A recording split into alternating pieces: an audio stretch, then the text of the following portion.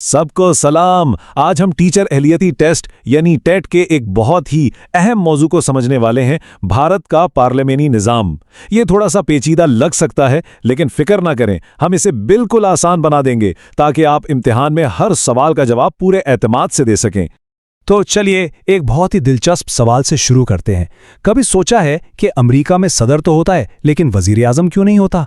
इस एक सवाल के जवाब में ही आपको पार्लियामेंट्री और सदारती निज़ाम का सारा फर्क समझ आ जाएगा। है ना सोचने वाली बात कि दुनिया की दो सबसे बड़ी जमहूरियतों में इतना बड़ा फर्क क्यों है?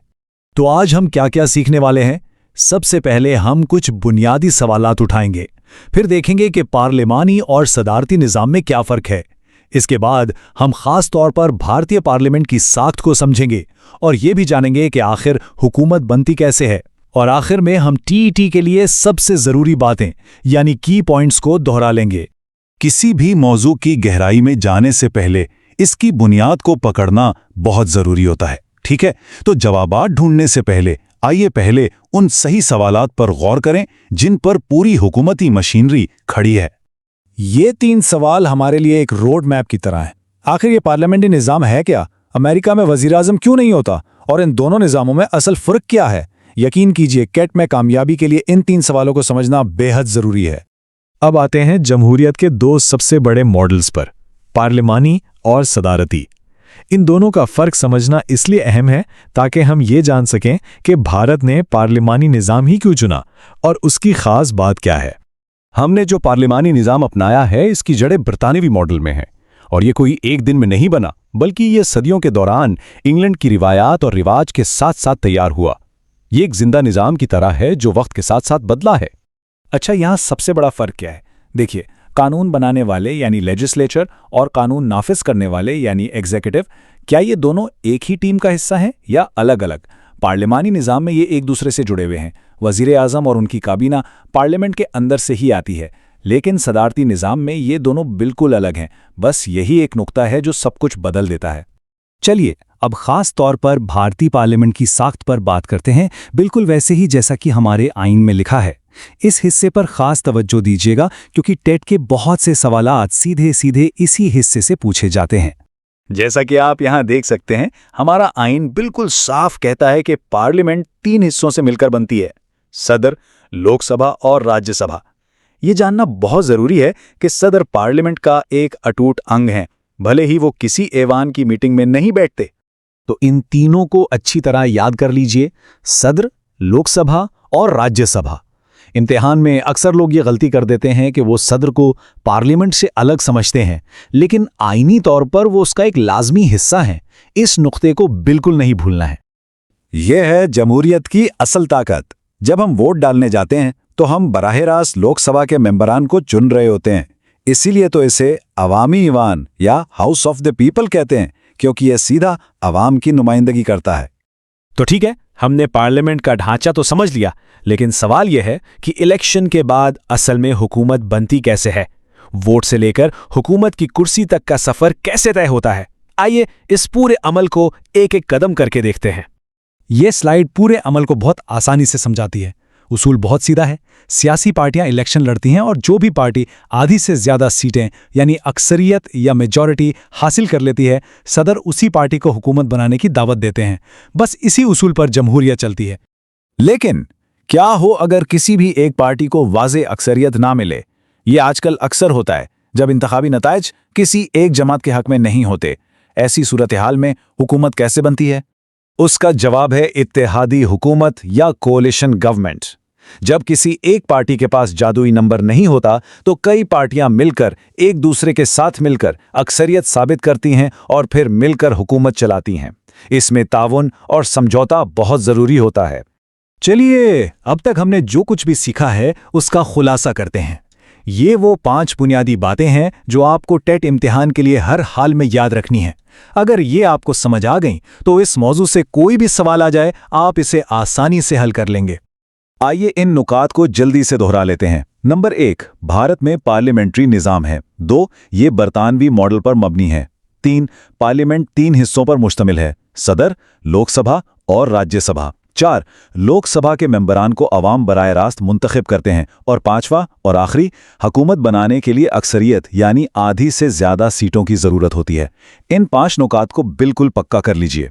और आखिर में एक सवाल जिस पर आप ज़रूर सोचें, ये जो वोटर्स और लोकसभा के अराकीन के दरमियान एक सीधा ताल्लुक है, ये हुकूमत को आवाम के सामने जवाबदाह कैसे बनाता है? कल जब आप एक उस्ताद बनेंगे तो इस ताल्लुक को समझना आपको अपने तालिब इल्मों को जमहूरियत की असल रूह समझाने में बहुत मदद देगा। वज़ीर आज़म और सदर के इख्तियारात में आखिर असल फ़र्क है क्या? आइए आज इसको बिल्कुल वाज़े करते हैं। सबसे पहले बात करते हैं उस सिस्टम की जो हमारे अपने मुल्क हिंदुस्तान में राइज है, यानी पार्लियामेंट्री निज़ाम। इसको समझने के लिए कुछ खास इस्तिलाहात हैं जिन पर गिरफ्त मजबूत करना इम्तिहान के लिए बेहद ज़रूरी है। अच्छा, तो ये आमला या एग्जीक्यूटिव क्या चीज़ है? देखें, बहुत आसान लफ्ज़ों में ये वो टीम है जो हुकूमत चलाती है। इसमें हमारे वज़ीर आज़म और उनकी काबीना यानी वज़रा की काउंसिल शामिल होती है। इनका बुनियादी काम है कानून को लागू करना। अब यहाँ एक बहुत ही दिलचस्प और अहम कॉन्सेप्ट आता है, दोहरी जिम्मेदारी का। इसको ज़रा ध्यान से समझें। इसका मतलब यह है कि आमिला के जो लोग हैं उनके कंधों पर 2 जिम्मेदारियां हैं। एक तो कानून नाफिज करना और दूसरा मुकन्नना यानी पार्लियामेंट के मेंबर के तौर पर अपने फ़राइज़ निभाना। और यही वजह है कि पार्लिमानी निज़ाम को जिम्मेदार हुकूमत भी कहते हैं। क्यों? क्योंकि वज़रा की काउंसिल को अपने हर एक काम और हर पॉलिसी के लिए पार्लियामेंट को जवाब देना पड़ता है। वो किसी से बालातर नहीं है। एक और बहुत अहम इस्तिलाह है इज्तिमाई जिम्मेदारी। इसको समझने के लिए क्रिकेट टीम की मिसाल लें। अगर एक खिलाड़ी गलती करता है तो पूरी टीम को उसका खमियाजा भुगतना पड़ता है ना? बिल्कुल इसी तरह अगर एक वजारत कोई फैसला करती है तो उसे पूरी हुकूमत का फैसला माना जाता है। सब साथ डूबते हैं या साथ तैरते हैं। तो फिर इस जिम्मेदारी को यकीनी कैसे बनाया जाता है? यहीं पर सबसे अहम बात सामने आती है। मुकन्नना के पास एक बहुत बड़ा इख्तियार है, अदम एतमाद की तहरीक। अगर हुकूमत पार्लियामेंट में अपना एतमाद खो दे तो इस तहरीक के जरिए उसे इक़्तिदार से हटाया जा सकता है। ये एक तरह का चेक एंड बैलेंस है। ठीक है, तो पार्लिमानी निज़ाम तो समझ में आ गया। अब ज़रा तस्वीर का दूसरा रुख देखते हैं। एक और निज़ाम है सदारती निज़ाम। आइए समझते हैं कि वो इससे कैसे और कितना मुख्तलिफ है।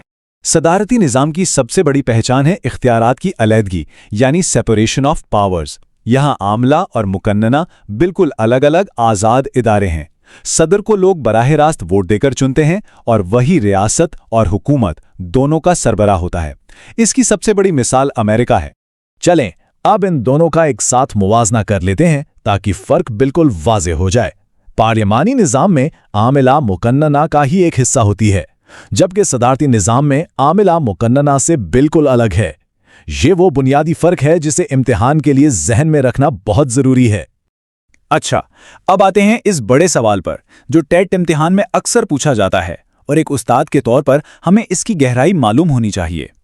आखिर हिंदुस्तान ने सदारती निज़ाम के बजाय पार्लिमानी निज़ाम ही क्यों अपनाया? इसका जवाब हमारी अपनी तारीख में है।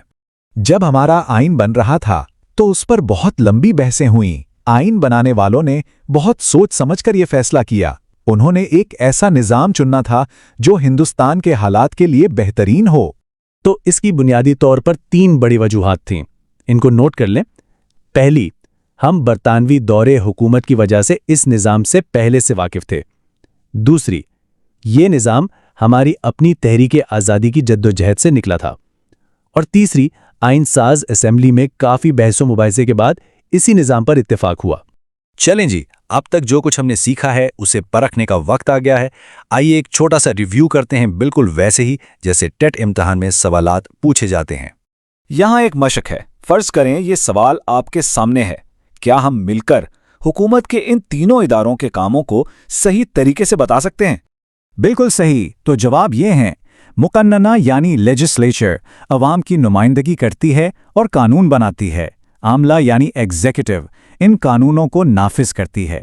और अदलिया यानी जुडिशरी इन कानूनों की तशरीह करती है और इंसाफ देती है। ये 3 स्तून हैं और इनके कामों को याद रखना इंतहाई ज़रूरी है। और अब आखिर में एक सवाल मैं आपके लिए छोड़कर जा रहा हूं जिस पर गौर व फिक्र करना बहुत ज़रूरी है। वो ये कि इन दोनों निज़ामों में से कौन सा निज़ाम हुकूमत की ताकत पर ज़्यादा मजबूत कंट्रोल रखता है? इसका कोई एक सीधा जवाब नहीं है, लेकिन एक अच्छे उस्ताद के तौर पर इस तरह के सवालात पर सोचना ना सिर्फ आपके लिए बल्कि आपके आने वाले तलबा के लिए भी बहुत अहम है।